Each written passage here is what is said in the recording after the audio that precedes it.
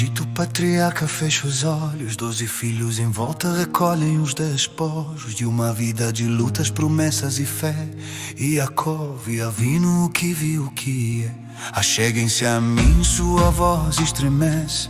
O fim dos dias minha alma conhece. Eu vou revelar quando a luz vai raiar, mas o céu se fechou, impediu de falar. Achei que na partiu, o segredo selou, o spoiler divino, o eterno guardou. Mas nas entrelinhas da benção final, ele escondeu a chave do plano total. São duas forças pra Geula chegar, dois messias que o mundo há de esperar. Machas Ben Yosef, a raiz no chão, o sustento, a matéria, a construção. Machas Ben David, o rugido do leão, a coroa, o espírito, a elevação. Na luz da Torá, o segredo se abrirá.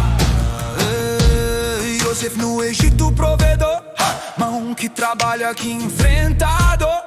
A infraestrutura que o exílio mantém, a força prática que nos leva além. Mas só o pão não basta pra nos libertar, precisamos da alma para governar. O dom, o cetro na mão, a realeza divina, a direção. A tensão antiga se desfaz no ar, quando o prático e o santo puderem se encontrar. Como dois gravetos na mão do profeta, tornando-se um só na hora correta. São duas forças pra Geula chegar, dois messias que o mundo há de esperar. Machad Ben Yosef, a raiz no chão, o sustento, a matéria, a construção. Machad Ben David, o rugido do leão, a coroa, o espírito, a elevação. Na luz da Torá, o segredo se abrirá. Bereshit se encerra, o ciclo fechou, mas a semente da redenção já ficou, unindo a terra e o céu em nós, ouvindo do Sinai a eterna voz. Sejamos fortes naquilo que vier, com a sabedoria que nos puser de pé. Gritamos juntos, com o coração em prece. Hazá, forte, Hazá, forte e nos fortaleçamos. Beretz Mitzrayim, Yaakov Atzeinaim, Shin Azar Banim, Sovevim Ashvim et Asherit Ben Kaim, Mikaim Shel Mavakim, Avdakot Shivei Emuna, Yaakov Avinu, Zeshera et Hatemuna, Easfu Elai Kol Uro Beima, et Asharit Hayamim, Nafshi Yoda Galel Hashimata Yaor Yizrach, Asharei Shamayim Ningalu Devaru Nishka, Ashena Ishtalka et Ahasod Deshatina, et Ahajilui Aeloia, Nitzuk Shibalma, Ashben Shurot Abracha Sharona, U Ishtire Maftia Hatochi Nitashlema.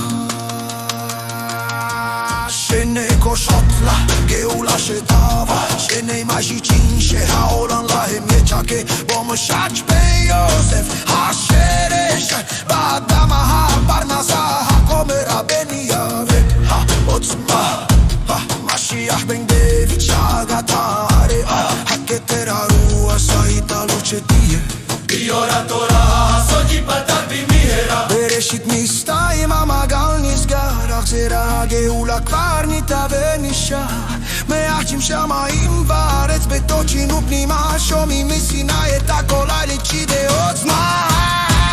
Tzetzadin dem Rashi Abudeitim, Makom Hashatan Nitegu El Latenu Hametem. Zoaki Ata Dules Kitziva, Hasa, Horche, Sa, Echese, e nos fortaleçamos, Echese, e nos fortaleçamos. Echese.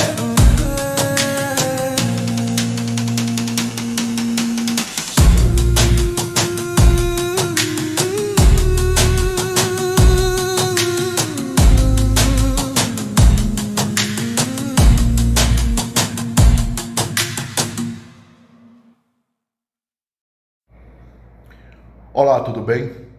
Eu sou César Valverde, sou bacharel em Ciências Contábeis, bacharel em Direito, sou serventuário da Justiça, lotado no Tribunal de Justiça do Estado da Bahia há 33 anos. E venho aqui nesse instante para falar com você sobre um livro que muito me impactou. Histórias cabalísticas e milagres e provações, escrito pelo Moré André Klein Rosa. Um livro impactante, um livro maravilhoso, sensacional, que dispensa qualquer adjetivo para falar do mesmo. É um livro altamente verdadeiro. Eu, inclusive, faço parte das verdades contidas nesse livro. E eu estou aqui recomendando o livro Histórias Cabalísticas, Milagres e Provações. Leia também. Você vai amar. Olá, bem-vindos! Hoje a gente vai mergulhar no momento que é pura densidade, né? O encerramento do primeiro livro da Torá, Bereshit, Gênesis. Um momento chave. E sabe, os finais de livros na Torá nunca são só um ponto final. São sempre uma semente para o que vem depois. Exatamente. E para guiar a gente nessa análise, vamos nos basear nos ensinamentos do Moré André Klein Rosa, da escola Kibel Missinai. Que trazem uma luz incrível para esse trecho. Totalmente. Então, assim, para a gente entrar no clima, vamos pintar o cenário. Imagina a cena, a gente está no Egito. Uhum. O patriarca Yaakov, o Jacó, está no leito de morte. A vida dele foi, uma montanha-russa. E agora, no fim, ele reúne os 12 filhos, os fundadores das tribos. A atmosfera devia ser pesadíssima. É um momento de testamento, de passagem de bastão. Pois é, mas ele promete algo muito maior. Ele olha para os filhos e diz, cheguem mais, que eu vou contar o que vai acontecer com vocês no fim dos dias. Pensa no peso disso. É gigantesco. Ele não está falando de herança de terra. Ele está prestes a dar o spoiler definitivo da história. Revelar o segredo da redenção final, o tal do Asharit Hayamim. E faz todo sentido que seja ele, né? E Yaakov é a síntese. Ele carrega a história do pai, Yitzhak, do avô, Avraham. É ele quem dá o nome ao povo, Israel. Ah, sim. Então, no fim da jornada, ele querer entregar o mapa completo, o propósito final de toda aquela luta, é a culminação de tudo. A expectativa na sala devia ser palpável. O pai profeta, prestes a revelar o segredo do universo. E aí, cara? Aí que tudo muda. Acontece uma coisa totalmente inesperada. No exato momento em que ele vai falar, a Shekinah, a presença divina, o espírito da profecia. Simplesmente se retira. O canal se fecha. Ele perde a conexão. A profecia é bloqueada. E isso por si só já é uma mensagem, né? Uma mensagem ensurdecedora. Nossa, mas como assim? Isso é totalmente contraintuitivo, né? A gente pensa em profecia como clareza, revelação. E aqui a grande mensagem divina é o silêncio. Parece quase cruel. Exato. Por que dá a promessa e, no último segundo, puxar o tapete? Essa é a grande questão. E uma das interpretações mais profundas que o Moré Klein Rosa explora é que talvez saber o fim da história invalidaria a jornada. Ah! Se a gente já tem o gabarito, o livre-arbítrio, o mérito de fazer as escolhas certas no escuro, tudo isso perde o valor, sabe? A sabedoria não estaria na resposta, mas no caminho. Faz sentido. É como se a mensagem fosse: o processo de chegar lá é o que importa. Tá, mas e o Yaakov? Ele fica ali de mãos atadas, com o segredo na ponta da língua? E é aí que a gente vê a genialidade dele. Impedido de falar abertamente, ele muda de tática. Ele não desiste. Ele faz o quê? Se ele não pode dizer o segredo, ele vai escondê-lo.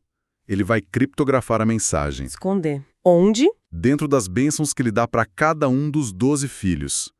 O que parece um testamento frustrado, na verdade é um mapa do tesouro profético. Nossa! E a chave para decifrar esse mapa, segundo a tradição, está na dinâmica entre duas figuras, Yosef e Yehudá. Ah, a famosa rivalidade entre eles que marca todo o final de Gênesis.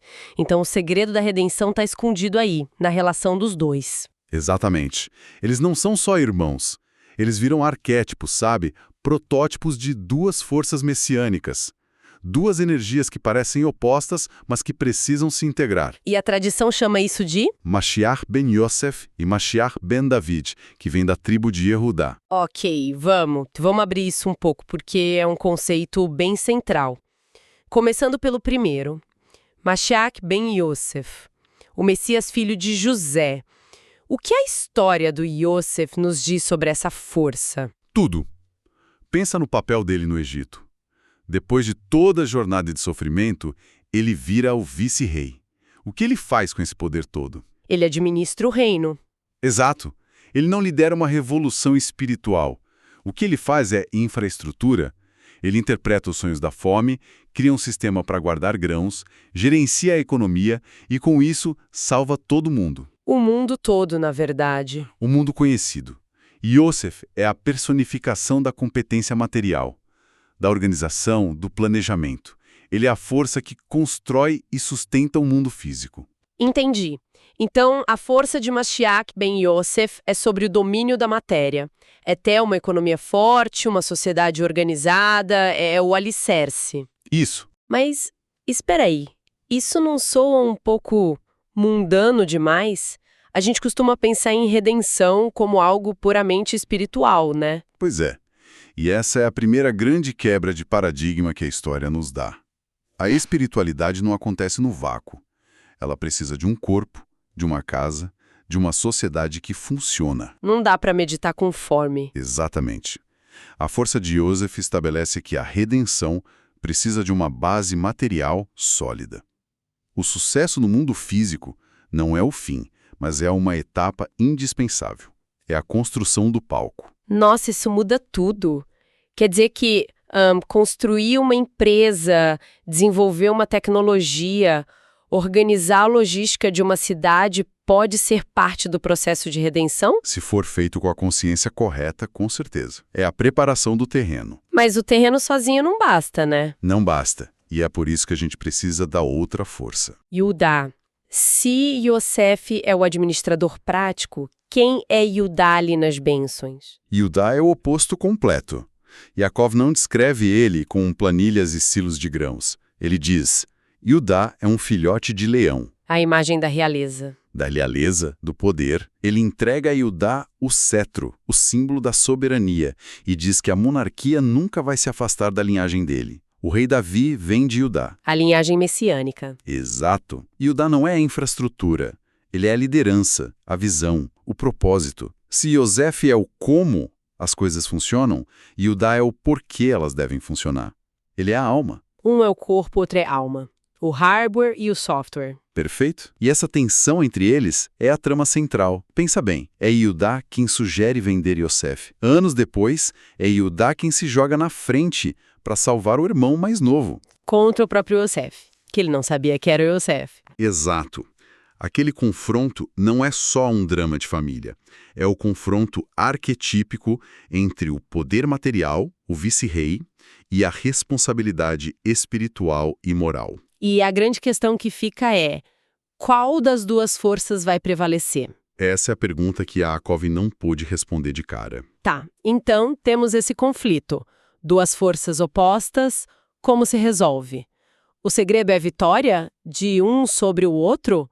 O espiritual subjugando o material? E essa seria a resposta óbvia, né? Mas não é a resposta que Yaakov escondeu. A solução não é vitória, é unificação. Unificação? E para entender isso, tem uma chave que o moré André Klenrosa destaca, que vem lá do profeta Ezequiel, no capítulo 37. Conta essa visão. O profeta Ezequiel recebe uma ordem divina bem estranha. Deus manda ele pegar 2 pedaços de madeira. Ok. Em um, ele escreve para Yehuda. No outro, para Yosef. 2 forças, 2 reinos separados. E aí vem a ordem. Junte-os, um ou outro, na sua mão, para que se tornem um só. Nossa, que imagem! É muito poderosa, né? Não é um sobre o outro, nem um na frente do outro. É para que se tornem um. Um só. Exatamente. O hebraico original é ainda mais forte, sabe? Diz que eles se tornarão um na mão dele. Não 2 metades coladas. Uma unidade orgânica. Como galhos que se fundem de volta numa árvore. Perfeito. Essa é a resposta de Yaakov. A redenção final A Geula não é o mundo material sendo anulado pelo espiritual. E, com certeza, não é o esquecimento do espiritual em favor do sucesso material, que é a grande armadilha do nosso tempo. Então, a redenção é a fusão. É a fusão.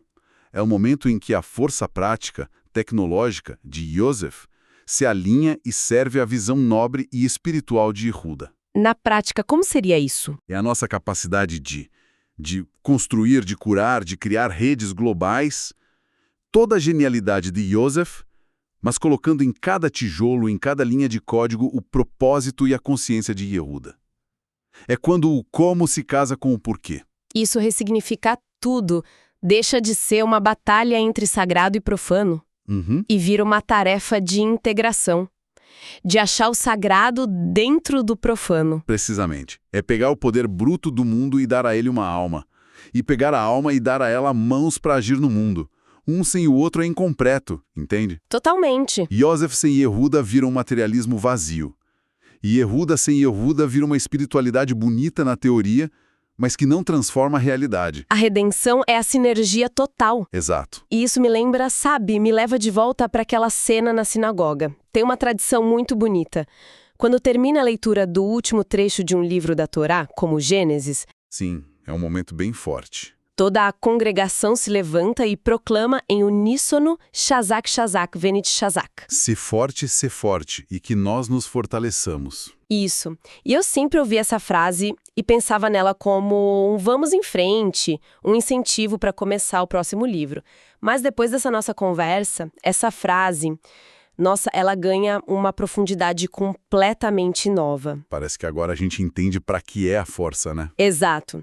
A força é para essa tarefa de unificação.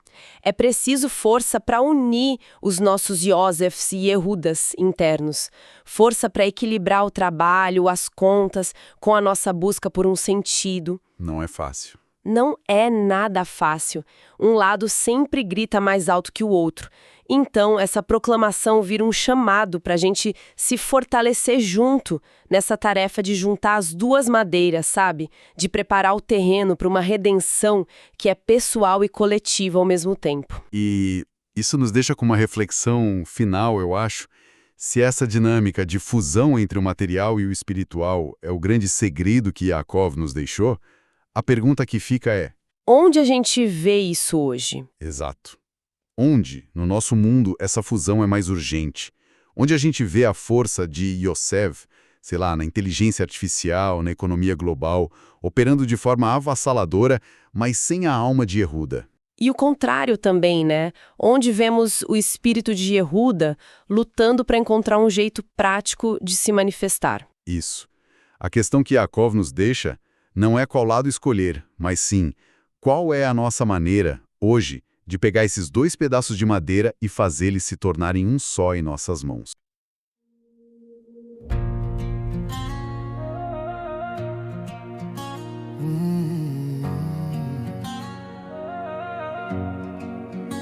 No Egito patriarca fecha os olhos, 12 filhos em volta recolhem os despojos de uma vida de lutas, promessas e fé. Yaakov Avinu, o que viu, o que é. Acheguem-se a mim, sua voz estremece. O fim dos dias minha alma conhece. Eu vou revelar quando a luz vai raiar. Mas o céu se fechou, impediu de falar. A Shekinah partiu, o segredo selou. Spoiler divino, o eterno guardou. Mas nas entrelinhas da bênção final, ele escondeu a chave do plano total. São duas forças pra Geulá chegar, dois messias que o mundo há de esperar. Mashiach ben Yosef, a raiz no chão, sustenta a matéria, a construção. Mashiach ben David, o rugido do leão, a coroa, o espírito, a elevação. Na luz da Torá, o segredo se abrirá. Yosef no Egito, provedor, a mão que trabalha, que enfrenta a dor, a infraestrutura que o exílio mantém. a força prática que nos leva além. Mas só o pão não basta pra nos libertar. Precisamos da alma para governar. Vem Yehuda, com o cetro na mão, a realeza divina, a direção, a tensão antiga se desfaz no ar. Quando o prático e o santo puderem se encontrar, como dois gravetos na mão do profeta, tornando-se um só na hora correta. São duas forças pra Geulah chegar, dois messias que o mundo há de esperar. Mashiach ben Yosef, a raiz no chão, o sustento, a matéria, a construção. Mashiach ben David, o rugido do leão, a coroa, o espírito, a elevação. Na luz da Torá, o segredo se abrirá. Bereshit se encerra, o ciclo fechou, mas a semente da redenção já ficou, unindo a terra e o céu em nós, ouvindo do Sinai a eterna voz. Sejamos fortes naquilo que vier, com a sabedoria que nos puser de pé. Gritamos juntos com um coração em prece. Hezek, forte! Hezek, forte! Nijasek! E nos fortalecendo, e nos fortalecendo. Hezek, Forte, Hezek! forte, Nijasek! e nos fortalecendo, e nos fortalecendo. Pereret Mitzrayim, Yaakov Eminaim, Shleim, Azar Banim, Sovevim, Osfim, Etasherim, Taim, Bechaim, Shelma, Avakim, Aftashot Evemuna, Yaakov Avinu, Zeshera, Etatemuna, Easfu Elai, Koruro, Etema, Etashari, Yamin, Nafshi Yoda, Agalela, Shematai, Haorizra, Shasharei, Shamayim, Ningalu, Devarunishka, Shasharei, Shamayim, Ningalu, Devarunishka, Shashena Istaka, Eta Sochatma, Eta Jilui, Aloi, Anit, Shibalmash, Ben Shurot, Abracha, Acharona, Uishtiret Mafti, Atochinita, Ashlema, Shune Koshot, Aibula, Shetavo, Shne Mashichim, Shehaolam, Lahem, Yechakebo, Mashiach, Ben Yosef, Hashoash, Ba'adama, Parnasa, HaShomer, HaNiyah, VeHaOtzma, Mashiach, Ben David, Shahagat, Aryeh, HaKeter, HaRuach, Shahitalut, Shetiyeh, Bereshit Mistayem, Hamagal Nizgar, Agzera HaGeula כבר נתהווה מהג'ים שמיים וארץ בתוכנו פנימה שומעים מסיני את הקול הרצ'י בהצבעה יהיה צ'סקי דמה שהבנו ויקרא יימצק מה שתמיד אלו הרגלנו תלקרא ז'וקי נהיה צ'קי לך תתפוי לה צ'סק